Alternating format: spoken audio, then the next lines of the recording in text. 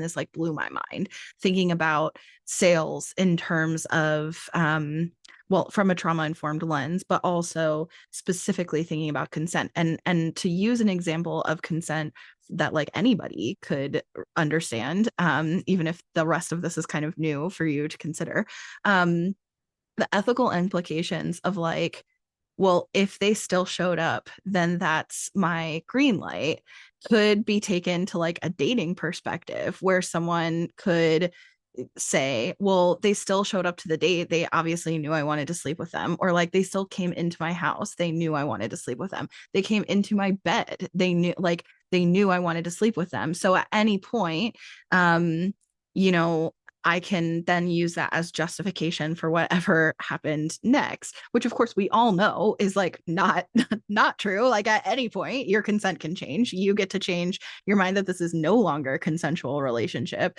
But I think that there's kind of two sides of like ethical coaching here. One side is, and this comes back to being really aware of those power dynamics that you talked about at the very beginning, Fopsy, which is like, being really aware of what our power dynamic is in influencing our prospective buyers, and then also making sure it's consensual on both sides at all stages, like seeking permission and consent at all stages of the sales process. Like just because you consented at some point doesn't mean you have consent forever, and continuing to check in with each other and continuing to make sure like, hey, are we still on the same page? Hey, are we still like, what concerns come up for you? What works for you about this? What doesn't work for you about this? What could be better?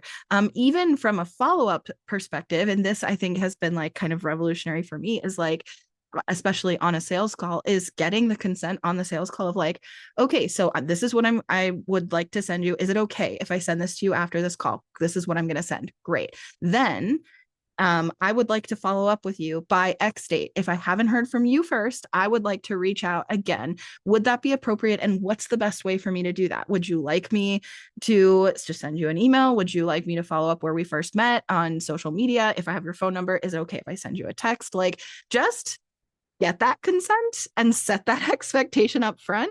And then when you text them 3 days later, they're not like, I never gave consent for this person to text me. Like, no, you like, we literally had this conversation. Right. So that way I know I got verbal consent, which is also, by the way, what you should do when you're dating.